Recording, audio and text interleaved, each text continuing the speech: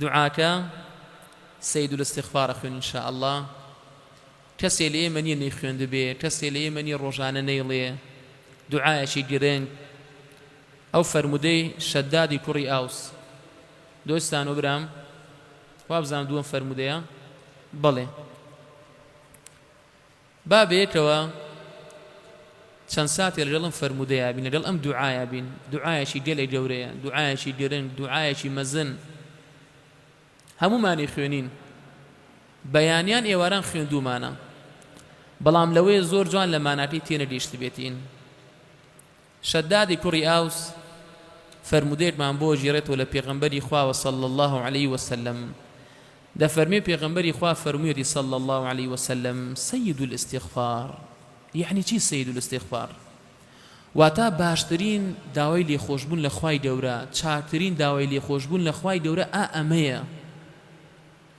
ئێمە بە کۆمەڵی ڕێگا داوای لێخۆشبوونەکەین لە خوای گەورە، ئەپاڕێنەوە لە خوای گەورە، بەڵام گەورەی داوای لێخۆشبوونەکان، چاکی و باشترینی داوای لێخۆشبوونەکان ئەمەیە. سەرەتای دوعاکە بەچی دەست پێێتە؟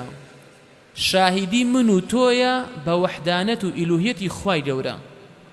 کاتی ئەفەرمین اللهم أنت ربي لا إله إلا أنت، یا ربی تۆ ڕەبی منی، هیچ ئیلاهێک نییە بە حەق شایستەی پەرستن بێ جگە لە تۆ، واتە تەنها تۆ ئیلاهی منی. لێرەدا پرسیارێکین، توخواوانەی قەبرە پەرستن هاوارەکەنە غەیرە خوا، ئەذکاری سەباح و مەسا ئەخوێنن، ذکرەکانی بەیانیان و ئێوارانە خوێنن، ئەگەر بڵێن بەڵێ ئەی ئەڵین بۆ لە مانای ئەمە تێنە گەیشتیت؟ بۆچی؟ سەرەتای دوعاکە ئەگەر جوان تەماشای بکەن تۆ خۆت شایەتی ئەدەی، ئەڵێ اللهم أنت ربي، یا ربی تۆ ڕەبی منی، لا إله إلا أنت، هیچ ئیلاهێک نییە شایانی پەرستن بێ بە حەق جگە لە تۆ. ئەی تۆ چۆن هاوارە دیتە شەخص، چۆن هاوارە دیتە مەرقەد، چۆن هاوارە دیتە دار، چۆن پەڕۆ دیتە قەت خۆتە؟ ئێتۆ وا شاهیدیدا کەوا هیچ ئیلاهێک نییە جگە لە خودا. ئەوە خۆتە دیتە درۆ پەنا بەخوا لەو شایەتی دانت. پاشان ئەفەرمی خەلەقتەنی وأنا عەبدوک، خۆت بەکەم نیشان ئەدەی، یا رەبی تۆ منت دروست کردەوە منیش عەبدی تۆم.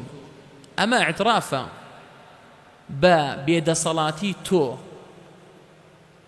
وأنا على عهدك ووعدك ما استطعت، یا رەبی من لەسەر ئەو عهد و پەیمانەی تۆم ئەوەندەی توانام هەبێ. براکانم، خوای گەورە هەر شتێ ئەمری پێت کردبێ ئەنجامی ئەدەی بە ئەندازەی ئەوەی توانات هەبوو، بەڵام هەر شتێکی لێت قەدەغە کردبێ ئەبێ وازی لێبێنی. خوای گەورە فەرمانی پێمان کردووە کەوا نوێژەکانمان بکەین، ئەبێ بیکەی بە پێوە. توانات نەبوو بە دانیشتنەوە، توانات نەبوو بە ڕاکشانەوە، بەڵام کاتێ لێتی قەدەغە کردووە عەرە خواردنەوە، تۆ ئەو قەدەغە کرا ئەبێ وازی لێبێنی. ئەوەی کە ئەمر بوو ئەنجامی بدە بە ئەندازەی توانای خۆت. مانجێ دەبێ بە ڕۆژووبی، نەخۆشبی نایگری، سەفەرکەی توانات نەبوو نایگری، بەڵام حەرام خواردن ڕیبا حەرامە. مەڵێ نەبوونم کرێچیم، هەتا وەکو مردن کرێچی بیت بۆ تۆ چاکترە لەوەی کە بڕی بە ڕیبا خان و دروستکەی. لێرە داڵێ یا رەبی لەسەر ئەحد و پەیمانی تۆ ئەبم ئەوەندەی کە بتوانم. ئەعوذ بک من شەڕی ما صەنەعت، خوایە پەنات پێدرم لە شەڕێک کە خۆم هۆکارەکەیتام. کەوا بوو خوای گەورە هۆکار ئەوە نییە کە تۆ تووشی شەڕ بوویتە، خۆت هۆکارەکەی. چونکە خوای گەورە وەک پێغەمبەری خوا دەفەرمێ صلی الله عليه وسلم والشەڕ لەیسە ئیلەیک، شەڕ لە تۆ نییە یا رەبی، لە تۆوە نایە، لە خۆمانین ئەی عەبد. کاتی ڕۆی زینا ئەکەی پەنا بەخوا، کاتی هاوارە دیتە غەیرە خوا، خودای گەورە فەرمێ من بپەرستن، داوا لە من کەن، تۆ خۆت زەلیل کردووە بە دیار قەبرێ مەرقەدێتەوە، ئەو شەڕە خۆت هۆکار بووی. خودای گەورە فەرمێ پیاوان دوو خێزان بهێنن، سیان چوار، تۆ خۆت ڕۆی زینا ئەکەی، مادی معنەوی توانات هەیە، ئەترسی لە خێزانت بڕێ ژن دووەم و سێم بێنی، بەڵام ترست نییە لە خالقت، لە ئیلاهت، لە خوای گەورەت کە ئەڕۆی زینا ئەکەی. پەنا بەخوا ئەمە چی ئیمانێتە؟ بۆیە لێرە داڵی خوایە پەنات پێدرم لەو شەڕەی کە خۆم هۆکاریتام. ئەم هەموو وتە جوانە پاشان ئیعترافێت ئەکەی ئەبوء لەکە بنیعمەتیکە عەلەیە، یا ڕەبی من ئیعترافەکەم بە نیعمەتەکانت بەسەرمەوە، ئەو نیعمەتانەی تۆیە بەسەرمەوە هۆکارێکە بۆی کە من عیبادەتی تۆکەم و بەرەو بەهەشت بمبە. گەورەترین نیعمەت وەرو زانایان دەفەرمون لە لاشەتا بێ گوێ و چاو و دڵتە. ئەم سێ نیعمەتە گەلێ عەظیمن.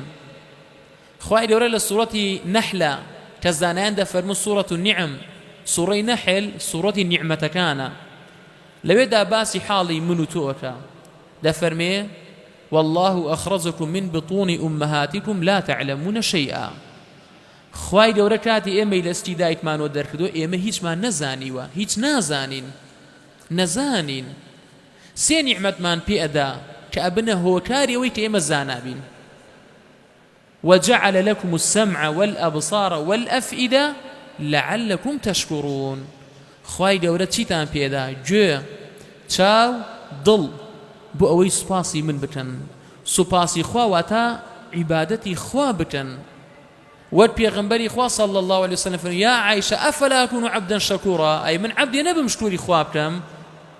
ئەها بەچی؟ بە نوێشکردن، بە زۆر شەو نوێشکردن. کەوا بوو ئیعترافەری بەو نیعمەتانی خوا بەسەرتەوە، ئەو نیعمەتانن کەوا هۆکارن یارمەتی دەرتن بۆ ئەوەی عیبادەتکەی. پاشان ئیعترافێکی ترەکەی ئەبوء لەکە بذەنبی فەغفر لی، یا ڕەبی ئیعترافەکەم بە تاوانی خۆم، لێم خۆش بە. چەندە گرنگە ئینسان ئەم دوعایە هەهان لە نێوان خۆت و خوایە ئەیکەی. خوایە ئیعترافەکەم نیعمەتەکانت بەسەرمەوە، یا ڕەبی ئیعترافەکەم تاوانبارم لێم خۆش بە. بۆیە تاوانێک کرد هەوڵ بدە لە نێوان خۆت و خوایە دوعا بکە و بپاڕێەوە. تەنانەت باش نییە ئەگەر بۆ مەسلحەت و مەنفەعەتێ نەبوو بە هیچ مامۆستایەکش مەڵێ.